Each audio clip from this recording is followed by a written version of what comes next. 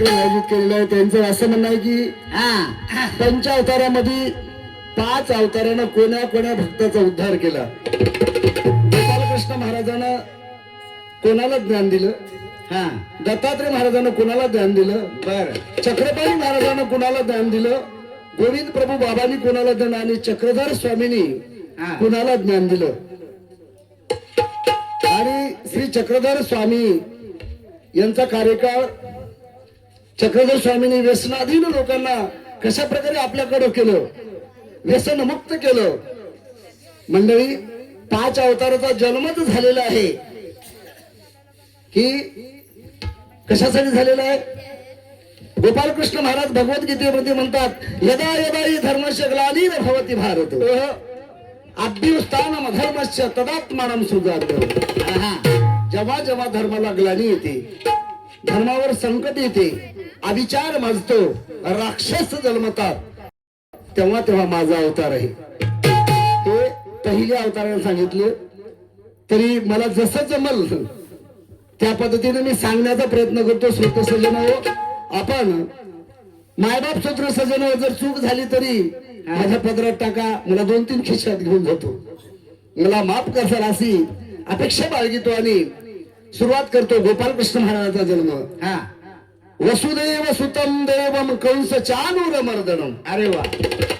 देवकी परमानंदम कृष्ण वंदे जगद्गुरु. पहा, या श्लोकामध्ये सगळं आहे. वसुदेवम सुतम देव, वसुदेव आणि देवकी या दोन्हीचा सूत गोपालकृष्ण महाराज. आणि गोपालकृष्ण महाराजानं कंस आणि चाणूराचं मर्दन केलं. कंसाचा माज माजलेला होता, चाणूराला मारलं, कंसाला मारलं आणि यशोदा मातेच्या घरी गेले. पहा, हे किती गुही आहे. कारण माझा देव 2 आईचा 2 बापाचा आहे, सगळ्याला माहिती पाहिजे. उपग्रही या दोघांना भक्ती केली आणि भक्ती केल्याच्या नंतर दोघांनाही देवच यावा वाटला. बरोबर की बाबा? गोपालकृष्ण महाराजांनी त्या वसुदेव देवकीला आणि नंद यशोदेला वचन दिलं, बाबांनी द्वापारीच्या 4थ्या चरणाला जन्माला येईल, तुझ्या घरी जन्म घेईल आणि यशोदा मातेची तर वाढल. शॉर्टकट मध्ये सांगतो, लई सांगायला गेलं तर दिवसच निघून जाईल. आणि गोपालकृष्ण महाराजांचा प्रिय भक्त म्हणजे अर्जुन. ही पहिल्या अवताराची लीळा. पहिल्या अवतारामध्ये गोपालकृष्ण महाराजांना 18 अध्याय गीता त्या अर्जुनाकरवी तुम्हा आम्हाला सांगवली.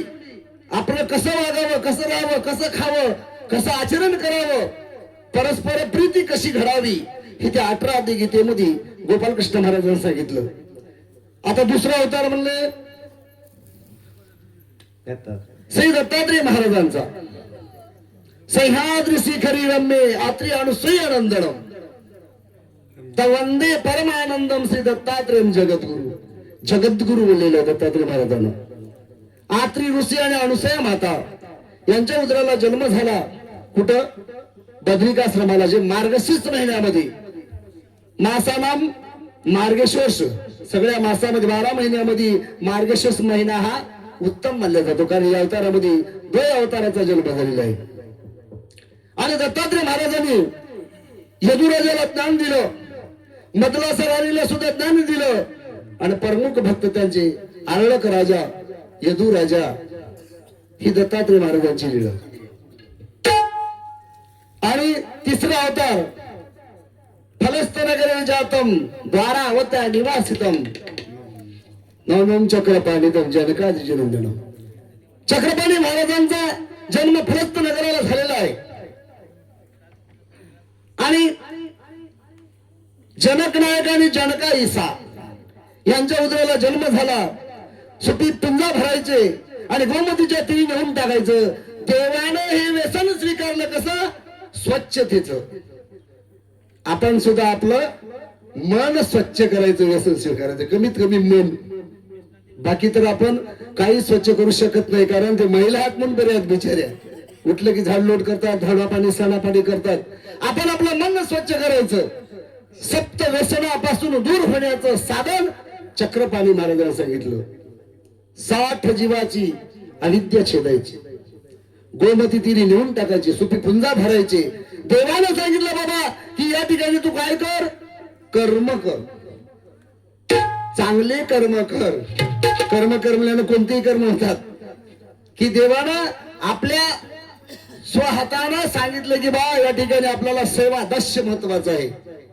आणि चक्रपाणी महाराजानं स्वहातानं सुपी पुंजा भरायचं, गोमती नजर झाडायचं आणि गोमतीच्या तीरावर नेऊन टाकायचं. आणि चक्रपाणी महाराजांचे भक्त उदळीनाथ आणि अनंत व्यास, चक्रपाणी महाराजांनी तुम्हा आम्हाला या ठिकाणी सांगितलं की बाबा या ठिकाणी तुम्ही मंदिरावर आल्यावर, आश्रमावर गेल्यावर सेवा दास्य महत्व आहे. मंडळी, हितली सेवा केलेली वाया जाणारी नाही, ही सेवा सोबत येणारी आहे. आणि चौथा अवतार गुंडम राऊळ गोविंद प्रभू महाराज. गोविंद प्रभू महाराजचा अवतार मातुळ ग्रामाला झालेला आहे. अनंत नायक नेमाईसा, अनंत नायक आणि नेमाईसा आई मातुळ ग्रामाला जन्म झाला. आणि देव रिद्धपूर गावामध्ये आले. रिद्धपूर गावामध्ये येऊन गोविंद प्रभू महाराजांनी त्या ठिकाणी कुर्मीते ब्रह्म म्हणजे कुर्मीला सुद्धा ब्रह्मपदाला नेऊन पोहोचवलं. वेडीपिशी मूर्त बघा, गोविंद प्रभू महाराजांनी सांगितले अरे या शरीराला पाहायचं नाही, अंतरात्म्याची शुद्धी करणारा अवतार आहे. अंतरात्मा तुझा शुद्ध पाहिजे. तुझा आत्मा जर शुद्ध झाला, तुला जर देव कळल. आणि गोविंद प्रभू महाराजांनी त्या रिद्धपूर गावामध्ये 125 वर्ष राज्य केलं.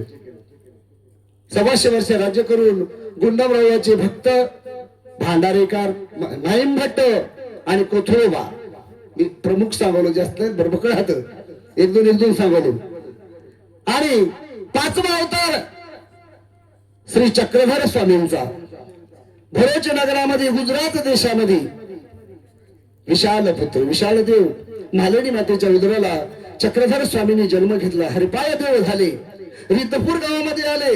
गोविंद प्रभू बाबाची शक्ती स्वीकार केला आणि चक्रधर नाम स्वीकारलं. आणि या तुम्हा आमासाठी महाराष्ट्रामध्ये आले, विशेष करून आपल्या नांदेड जिल्ह्यामध्ये आलेले आहेत.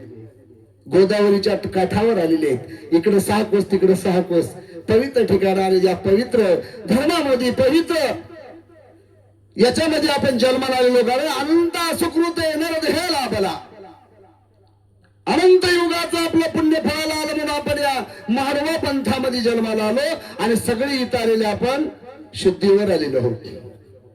कारण घरी जे झोपलेत ते तसेच झोपू दे, त्याला काय देणं नाही घेणं नाही. आपण या ठिकाणी चहू साधनाचा लाभ मिळावा म्हणून तुम्ही आम्ही आलो.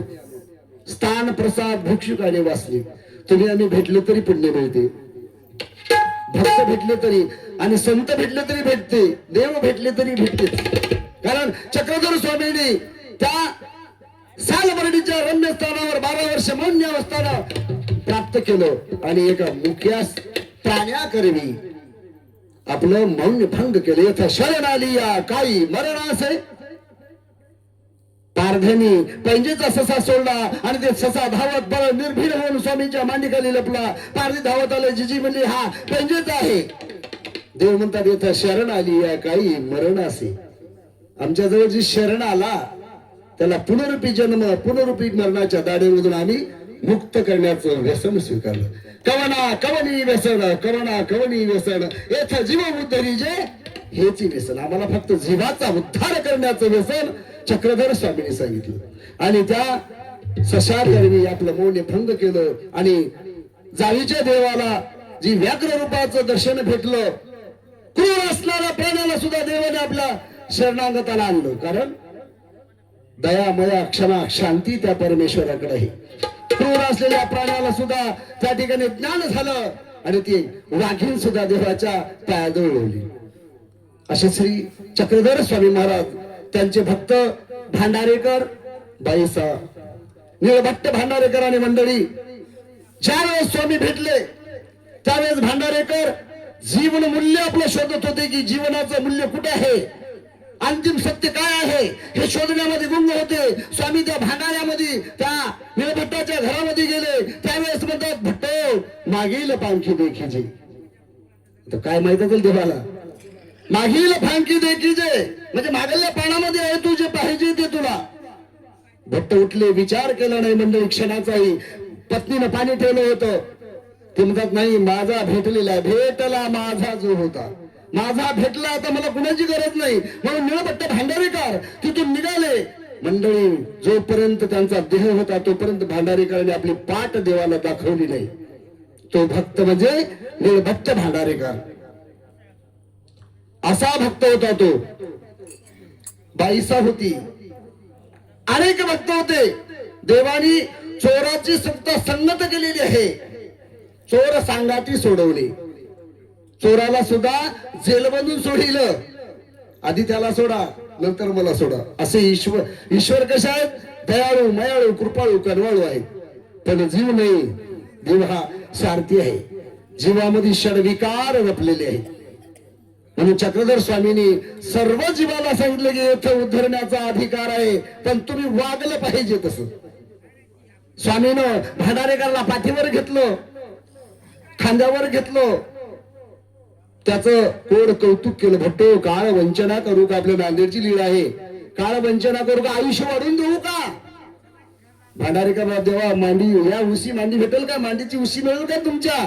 सांगता येत नाही. नको म्हणले देवा मला इथं जाऊ. अशा प्रकारे तुम्हाला पंच अवताराचं पूर्ण माहिती मी सांगितलेली आहे. चूक भूल झाली तर माफ करा, कारण मी सुद्धा लहान बालकच आहे.